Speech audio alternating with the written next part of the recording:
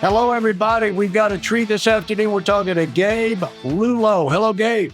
And hey, Larry, how are you? Thanks so much. I'm a huge fan of yours, man. I'm excited about this. Well, thank you. I'm flattered. And I don't know why that would be, but I'll take it. It's Free. Hey, when compliments are free, you got to take them all, right? Gabe, let's get everybody. I feel like I know you a little bit because I've listened to your podcast with Tom Hunt from Fame, which we're going to get into. What I'm going to say before we even get started, what I'm going to do is recommend people who want to get into the minutia of how they would apply your business background to their business and the ins and outs.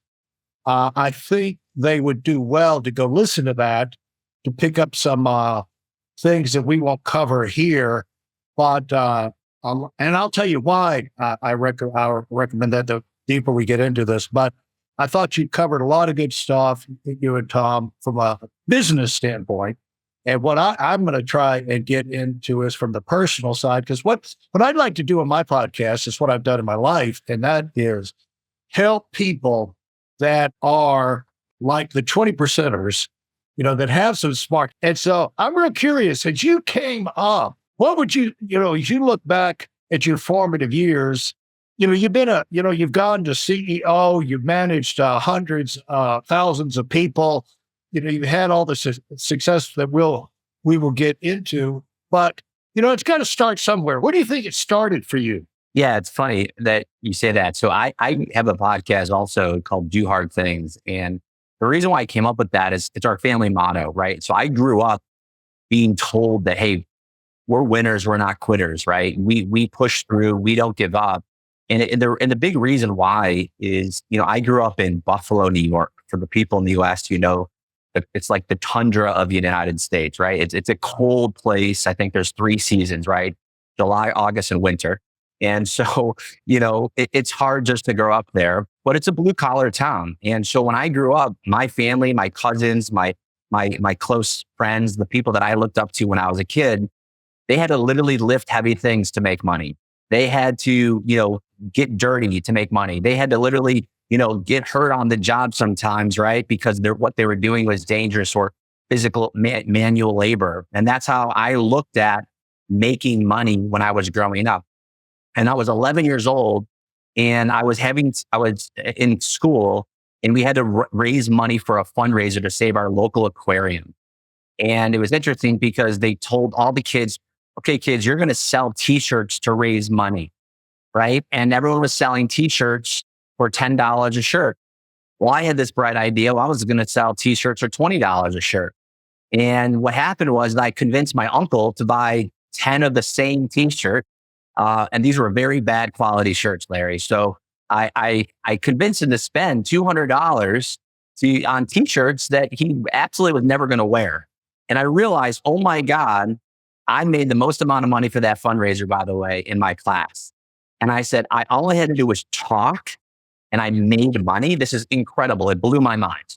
And so once I realized that, I got really infatuated with language, with communication. My mom's also an English teacher, so she's retired now, but I grew up with an English teacher, a wordsmith. And, every time I said the wrong thing grammatically, she slapped me at the top of the head in the dinner table. So I think with that type of upbringing, it really got me focused on what I wanted to do, which is get involved in business. And that's really where it started at a young age. You're smarter than me because at 8 years old, I started, a little route selling TV guides and things like that. But the connection between, and all of my uncles and were all appliance repairmen or mechanics or something. My father was in the Air Force, manual labor, farmers, a lot of farmers. But that light bulb didn't click for me. Wait a minute. I'm making money and I'm not having to stick my head underneath the hood of a car. That was a great insight at a young age. Yeah. And my mom, she was in Mary Kay. I don't know if you remember that company. And so she, my dad died. And the big start of it, to get super personal, my dad died when I was 3 years old. And so I'm the oldest of all my siblings. And, my mom, I saw her put herself through school after we were born. I saw her become an English teacher, get her master's degree. I saw her doing, Mary Kay parties at the house to sell makeup to get by. So we came from humble beginnings, but the work ethic was there, right? So she was bartending on the weekends. She was selling Mary Kay on the, at night, and she was putting herself through school and had a full-time day job. So I saw that grit and that flat out work ethic from my mom, just to make sure that we are okay. And I'm like, oh my God, and then so she started sending me these books, and I was reading these books, and I met a guy named Jim Rohn, and he said in his book, he's like, profits are better than wages. And I'm like, holy cow, that's incredible. And in sales, even if you work for a company, you're still, running a profitable business. You have to add, that's how I look at it. So when I got my first sales job, I said, okay, this is my own business. It's my own business within this business. And I treat every job that I've had as like a franchise, if you will, and measuring it from that result. So that's how I was raised. Yeah. You see, you met Jim Rohn. A lot of people have listened to Jim Rohn, read Jim Rohn, but you met him. Yeah, I went to a conference that he was speaking at, and it was pretty awesome. And so I did see him and meet him. And then I'm big fans of his. And when he died in 2009, I still remember the day. I think it was December 9th. And it was just a crazy, he's a crazy mentor of mine from afar, but did meet him once. Yeah. But the thing is, at that point, you were already reaching out for information, and training and insights. You knew that somewhere in that meeting, you had to go out of your way to find out about it, to pay for it, to sit there, take notes. And so that kind of says something about what was going on inside your mind. Yeah. I mean, I didn't want to be challenged financially. Growing up, it was interesting. My aunt was the headmaster of a very well-off private school in my hometown. And because we got a discount from the family, I was able to go to a great private school when most of my friends went to public schools. And it was a blessing and a curse, because I was always sometimes feeling like, oh, I don't have the things my classmates have. But then it also motivated the hell out of me, because I'm like, I don't have the things my classmates have. So I wanted to be better financially growing up with a humble financial background, but I was exposed to people who were doing pretty well and dressed up in suits every day to drop their kids off at school. And I said, wow, this is pretty exciting for me. And that's what got me on this track. So I think a culmination of all of that definitely got me excited to learn. And my grandfather said to me, also was in the Air Force. He was in World War II, great story. But he said to me, Gabe, like, smart people, right? You're going to learn from your mistakes. But geniuses learn from other people's mistakes. So he said that to me, and I'm like, oh my God, I just got to listen to what other people are doing, and maybe, it'll rub off. So that's how I got started my personal development. And here we are, you and me, at this stage of our life, and we're still picking other people's brains.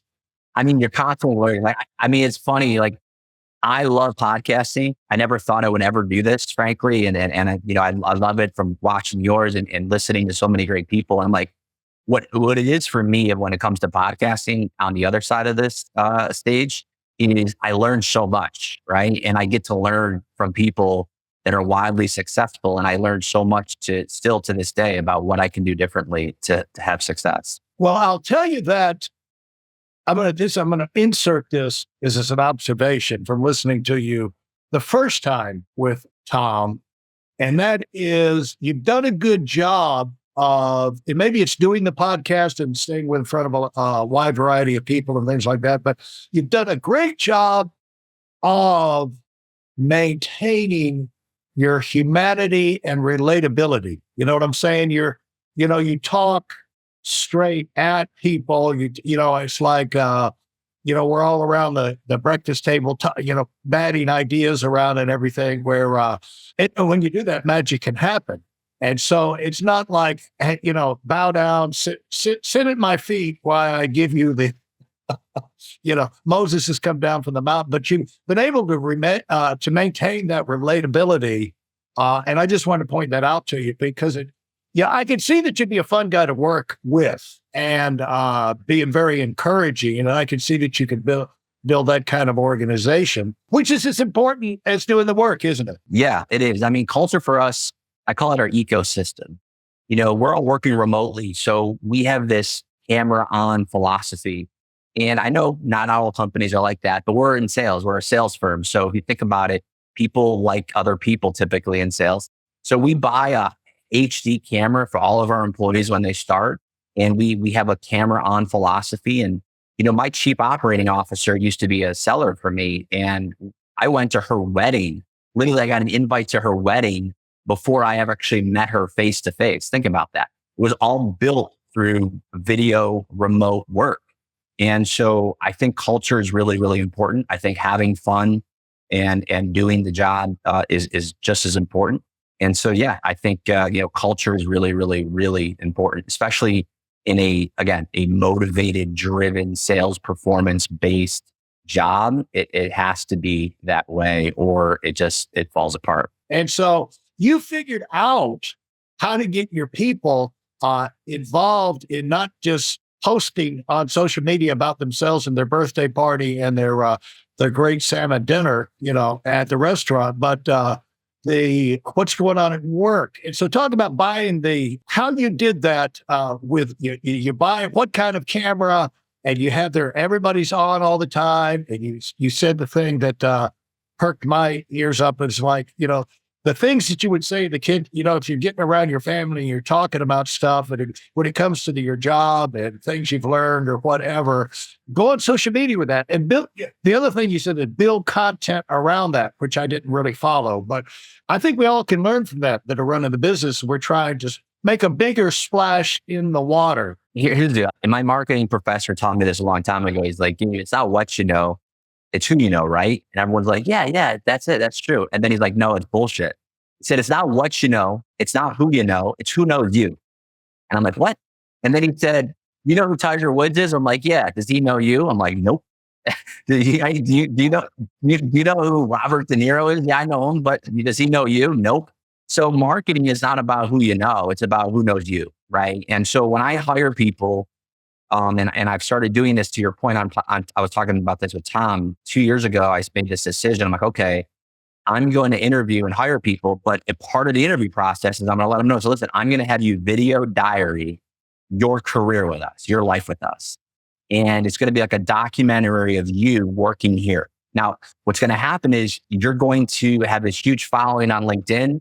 And if you leave us one day, you're going to have a huge network and a huge following and it'll advance your career. You stay with us, great. It's going to help us also. But long story short, it's going to allow you to have social proof.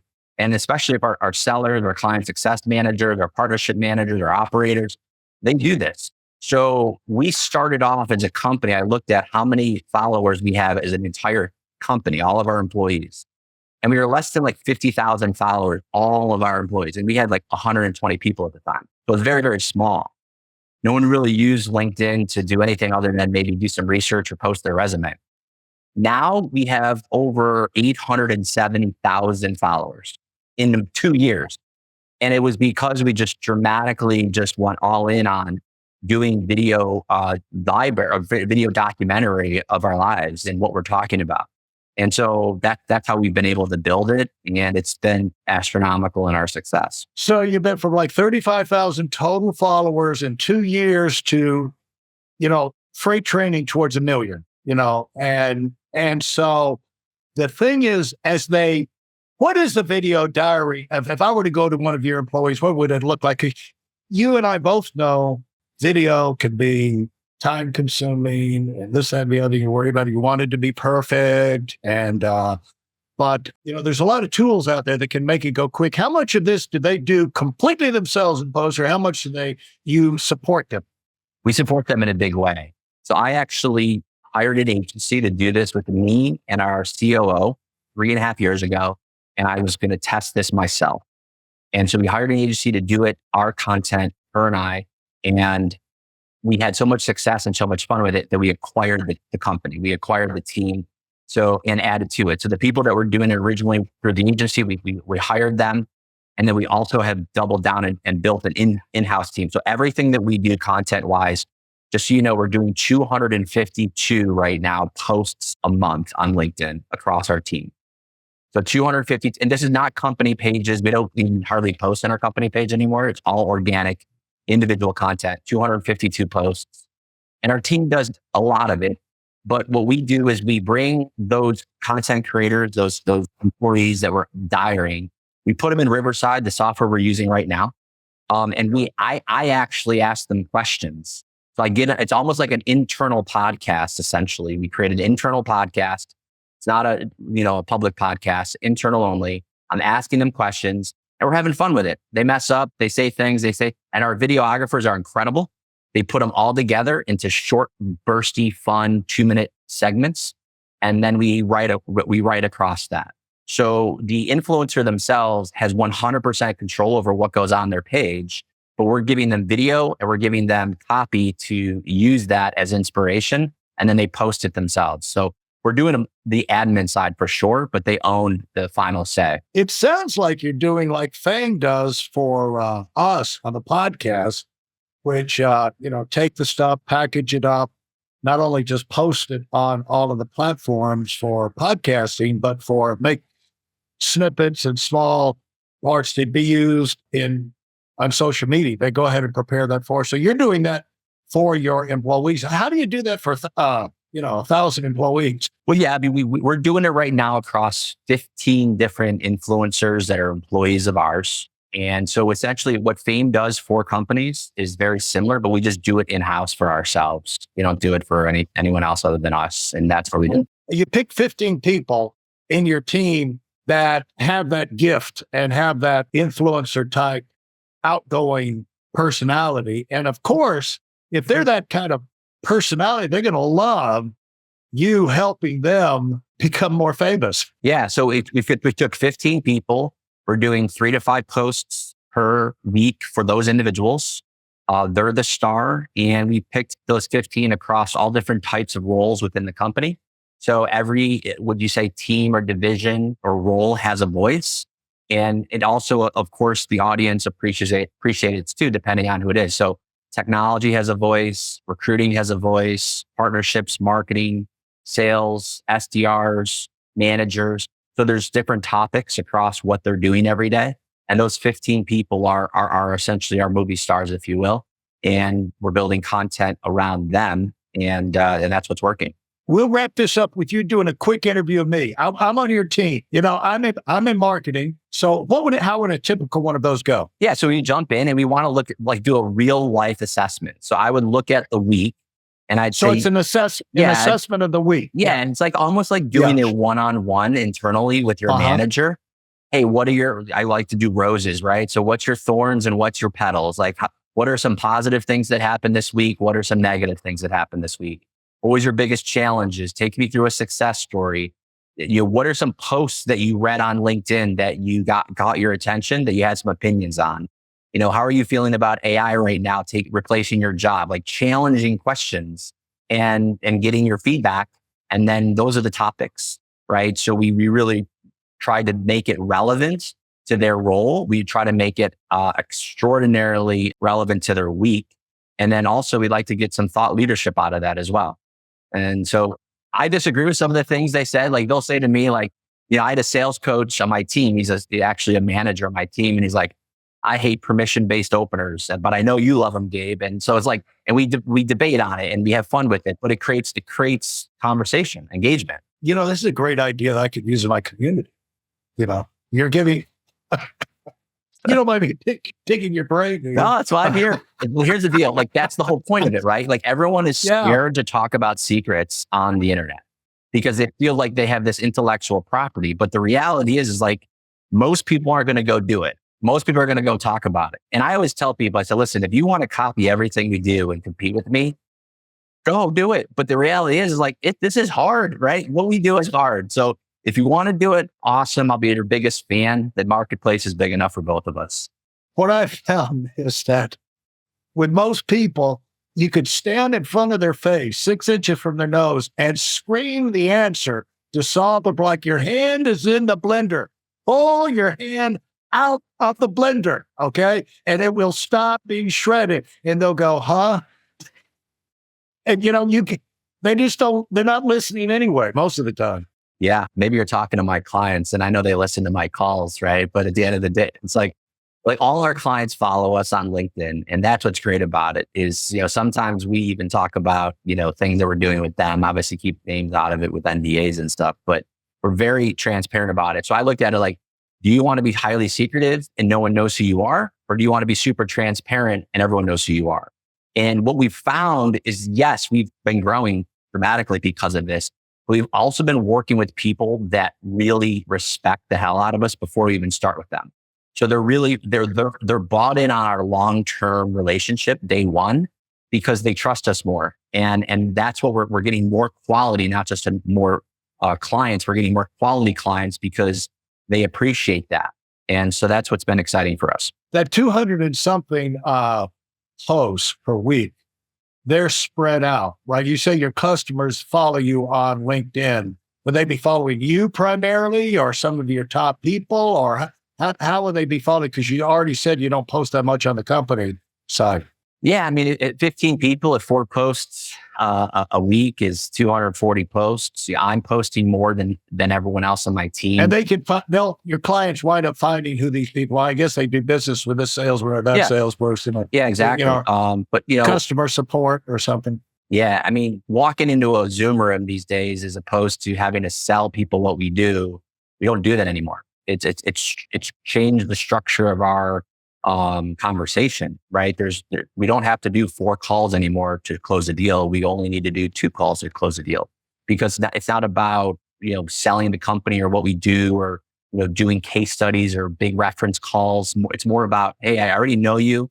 I already want to work with you. I really like what you got going on, but how can you help me? And it's more strategic type conversations and action type conversations, which we're excited about. It even worked back when we were just on audio. I did audio conference calls for 15 years on a Monday morning for the company. And there was this young guy who started in high school out in California, but he was a go-getter. He is a go-getter.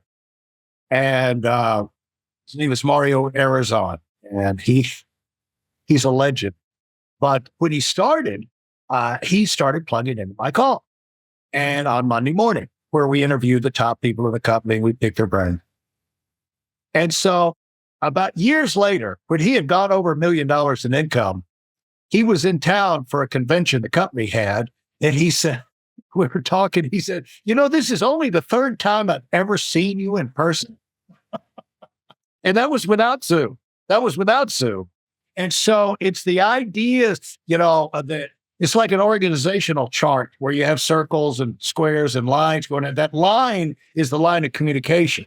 And it doesn't matter exactly what that line is. It just means it's just important that line exists and stays open. It's a two-way street, So how do you go from sitting in the room, getting excited about what Jim Rohn told you, to where you start to get engaged in the real world and start to get a hold on the mountain? Yeah, I mean, so this company, wasn't something that my family started and I took it over.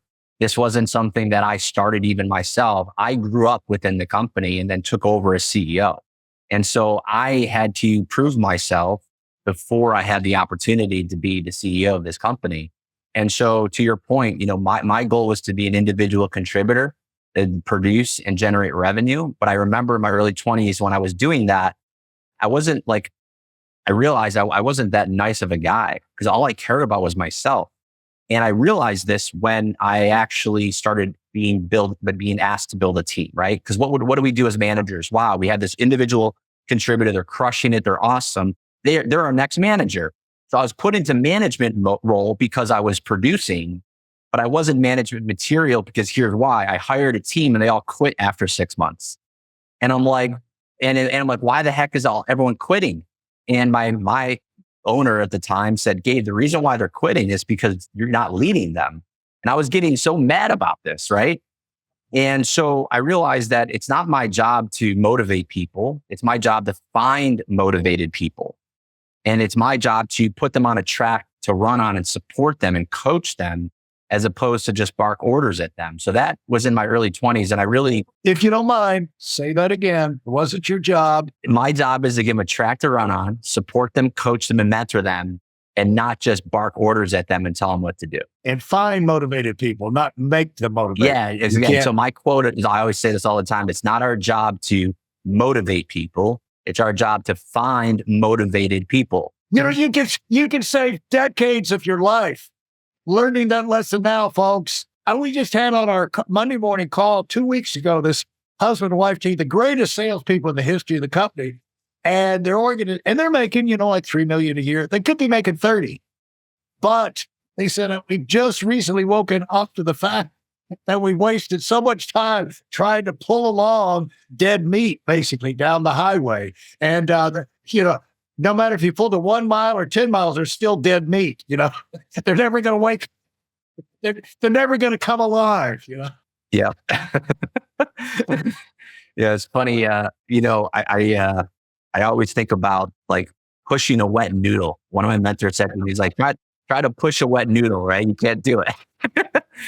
Well, you put your finger on a thing that we need to put on the table, and that is, it's rare that you find someone great in sales that's great in sales management. Because to be great in sales, you got to be disciplined, you got to organize, you got to be time management, this, that, and the other. You got to push yourself. And, it's like why Michael Jordan could never be a basketball coach. It's why Magic Johnson had so much trouble trying to be a coach. And it shows why Larry Bird is such a miracle, the fact that he was a great coach too, But then there's a transition that people shouldn't take lightly and think automatically, I move over to that role and I'll be a great manager, because it is a different thing. Yeah. 7 years ago, I fired my top producer on my sales floor. Wow. Yeah. I mean, we were all in office back then. We had 100 people on our sales floor. He was our top producer, number one, 4 months in a row. Great guy, arrogant as hell, horrible team player. Anytime anyone asked him for help, never helped him. Walked in late, went on a 1 hour lunch, came back 2 hours later, right? But he was a top producer, and everyone's like, it just was a cancer, and everyone would see it. Now, in office, a little bit different than remote, right? When you're on the road or you're on the road type seller, you can get away with some of that stuff. But when you're in office, everyone's looking at you. And I brought him in the office and said, man, listen, you're done. I've asked you 3 times to help these people that are new, and you keep saying you want to be a leader, but you're not nice. And it was a wake up call. He actually came back a year later, a completely different person. So maybe I was helpful in that regard, but just because you're a great seller or a great producer does not mean you're going to be a great manager. Now, I do believe great managers do need to be good producers, right? Because now you're obviously not managing the way that is maybe most effective. I don't say, hey, promote the C students to manager. But at the end of the day, just because you're a great producer does not qualify you to be a great manager at all. But I use that now as an intro, in that you started as an SDR in the industry, according to the Tom podcast. And so explain what that is and why that was a good place for you to get started. Yeah. So an SDR stands for Sales Development Rep. It is a relatively new position, or the title itself is about 12 years old. It started off in the SaaS, or software as a service industry, where they realized that account executives or full-time sellers who are owning the entire sales process, it doesn't make much sense to have all of their day being spent, which is about 80% of their day, prospecting and finding and booking appointments. We'd rather have them spend all of their time selling, closing deals. So the SDR, some people call it appointment setters, BDRs, business development reps, cold callers, whatever you want to call it. These guys, ladies, are focusing 100% of their day on generating appointments and creating leads for the sellers. Let me just interrupt you for a minute. This has always existed, but it hasn't been identified. I remember when I got started in financial services, the lady who wrote the book, Vanita Van Casvel, out of Houston, she wrote this book on money dynamics or something like that. But she was this phenomenal producer, but she had a secretary in the office that, she would go out and do the seminars and then call the office, and then we'll book a presentation. And then she had her system, and she had that they would add a person who would book her. And then actually they'd come in and she'd set it all up, but kind of like a surgeon, and where the surgeon turns it over to the nurses. Okay, sew them up. She would send them back out. Okay, write them up, send the next one in. But to this couple I told you about that has been so successful before. The reason they're successful, they had their 14-year-old daughter setting appointments for them, and nobody else in the company was doing that. But you hear that over and over. It's a spot thing. If you're lucky enough to find someone to do that for you or whatever. And now it's becoming a thing, and you jumped in that. But that's really, we have known all along. You learn that in sales is that, if you're in sales, you teach sales, but it's like 85% of your time is spent finding people to talk to. And then, 15 to 20% is talking to people. And then we use that to sell sales management and recruiting and training, because now you can get people in and use them to find people to talk to. And we never thought of them as a SDR though. So talk about your journey on that, and then how you wind up building a company that's around that model. Yeah, well, here's the deal. Most people don't want to do that, right? And people look at it because maybe it's a little bit more of an entry level type of focus, or maybe they want to be spending their time with low hanging fruit. And then you have all these leads that have really not been touched correctly, or enough attempts or touches to be making that, successful. And the ROI is really dramatic. So, it's like the Henry Ford approach, right? It's the assembly line of sales. Marketing's job is to create demand. Sellers' jobs are to sell, but there's this in between marketing and sales, where you have all these leads and no one is doing anything about it. So the SDR, their job is to rehash, re-engage, contact, qualify, prospect, and get that interest enabled, and then pass what's valuable to the account executives or the full-time sellers. So I started doing this for companies when I was younger, and I realized, this is something that absolutely can grow. And at first, I started hiring people out of college, former bartenders, people in hospitality that knew how to talk. And I said, hey, do you want to go to work every day, or do you want to be in the software industry? And we focused on launching companies like ZoomInfo, we were their first SDR team, and Outreach and SalesLoft and all these really cool brands that everyone knows today, but they were startups when they came to us. And we said, okay, we will do your sales development for you. We'll do all the prospecting for you, and we'll give you appointments and stack your seller's calendar. So all your team has to do is sell. And that's our pitch. And so we have over 100 of these individuals on our team today, and they are completely branded and white labeled, if you will, to their brand.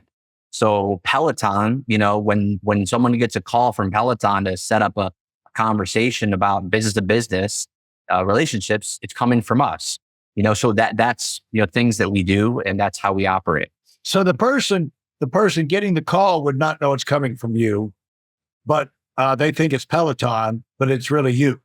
And that's kind of like the billing, like they'll pay bill to a certain company, but there's a company behind the company. It's actually, Stripe or somebody like that that's actually handling the transactions. But this is kind of how similar is this to like a booking agent for a TV show or something like that? Yeah, it's very, very similar to a booking agent, but we specialize on business to business enterprise software or tools or professional services. We're not B2C, we're not calling homes to sell them direct TV service. We're not, nothing against that, but we don't do those things. It's not B2C. It's all business to business. If your contract value is anywhere $15,000 a year or higher, that's where it makes sense to put someone into this role and run a team around it. And I will leave the further development of understanding that, of whether or not that would be something for your business to, I would defer them over to the podcast with Tom Hunt and Fame is a B2B podcast, but Confessions of a B2B broadcaster. But anyway, the thing is that when you got started, a lot of people are doing this job, usually rooms full of people who disappear overnight. Now, what did you carry with you in your thinking, would you say, that allowed you to get on track, stay on track, to move all the way up to where eventually you wound up in a CEO role? What did you do right? I appreciate that. I did a lot of things wrong, but the few that I did right is, I had my why in place, right? I know that's almost maybe a cliche thing to say, but in sales, it's so important. You know, you need to have a carrot, and it's not just a commission check. It's a purpose bigger than yourself. And so I had a daughter 11 years ago, right around the time I started working here.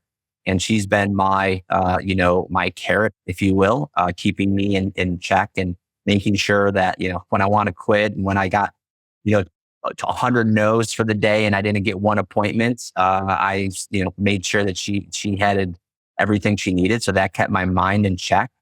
And then I really focused on training.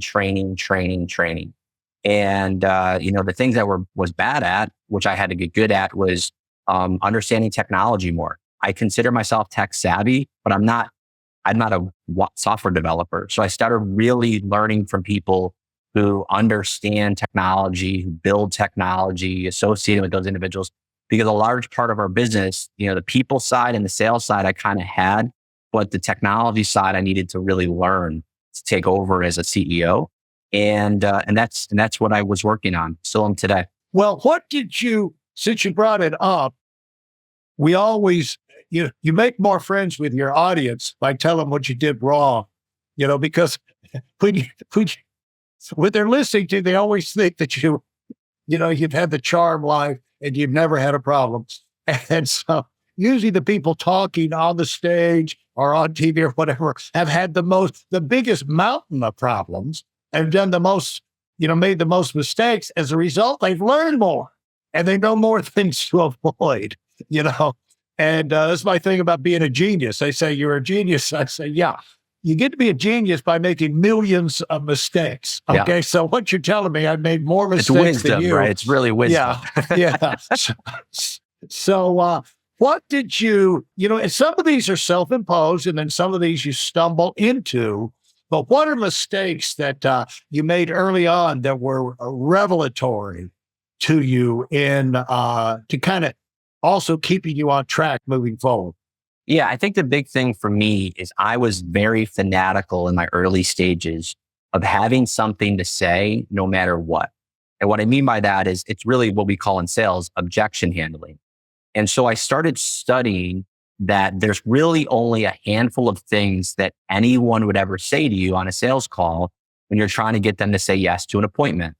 And I've studied thousands and thousands of calls, and I realized there's only like 10 things that'll ever come across your desk when it comes to trying to get someone to say yes to an appointment. So then I started testing what to say back. And I got really, really, really, really good at objection handling. And my problem was I just assumed everyone knew that. So when I hired somebody, I just kind of saw some people fall off or, not stick. And I'm like, what the heck? They're just supposed to do this, this, and this. And I forgot about my teaching, right? I got to teach them how to do it. So once I started transitioning into being a good teacher versus just a good communicator, that's where the magic started to happen. And that's when people started to respect me and listen to me and take notes when I talked. And I'm like, wow, okay, they're taking notes when I talk. And this is amazing. And then they told their friends, hey, you should listen to Gabe because he knows what he's doing because he helped me make money. Oh, wow. Now these people are actually being told by the other people that took notes that they should listen to me too. And then it just started building from there. And I said, you know what? I just got to teach people how to teach. And I'm like, okay, now I'm teaching teachers how to teach people how to do it. So it just started building from there. And now we have, we've taught 8,000 SDRs, sales development reps that have come through my two companies over the last 20 years. Well, when you look at your career, what are you the proudest? Well, it's interesting. As soon as you asked the question, I knew what I was going to say. And then you kept doubling down about my check or things that if you going back to the teaching, like I get more excited about my team's success, even the ones that don't work for me anymore. I'll give you an example. I'm still friends with people that don't work here anymore. I created this thing called alumni, meaning that if they are going to leave us, they're going to be our alumni, but we're going to celebrate that. Because in sales, everyone wants their careers to grow. And admittedly, we don't have careers past, appointment setters or sales development rep. So when someone leaves us, we celebrate that. Our clients can actually hire our reps and bring them into their own company, and many have. And then they'll go out and become wildly successful. I mean, we have people that started here that are literally the vice presidents of multi-billion-dollar publicly traded sales teams. and they started their job cold calling here. And when they text me or send me a note on LinkedIn and say, hey, Gabe, I just made my first $1 million. Or, hey, Gabe, when the company went public, you know what I mean? I'm never going to have to work again. And my wife doesn't have to go to work anymore.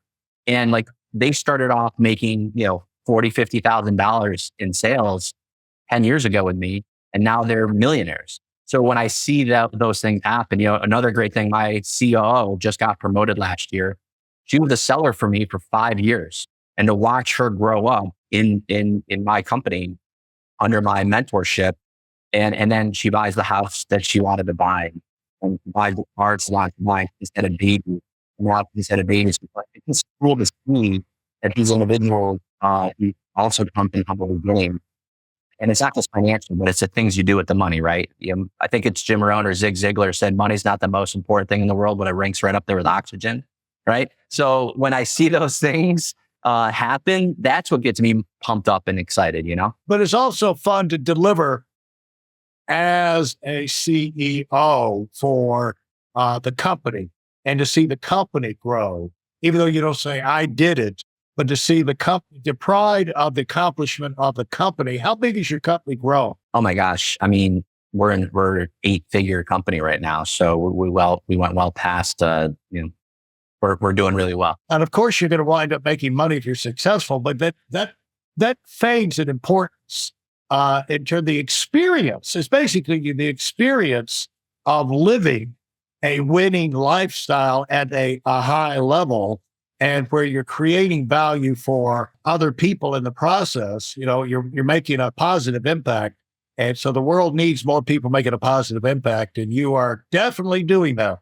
Yeah, I think it was someone that told me this a long time ago, and I love it. It's money is just a measuring stick in the amount of people you've been able to help. And I think that's a great way of putting it. Hey, thanks so much, Gabe. We're going to have to do this again very, very soon. Thank you. And I can't wait to dial into your podcast, because I know it's going to be right up my alley. And I don't have to do the work. I can just listen. So Thank you, Larry. It's been a pleasure, buddy. Thanks so much.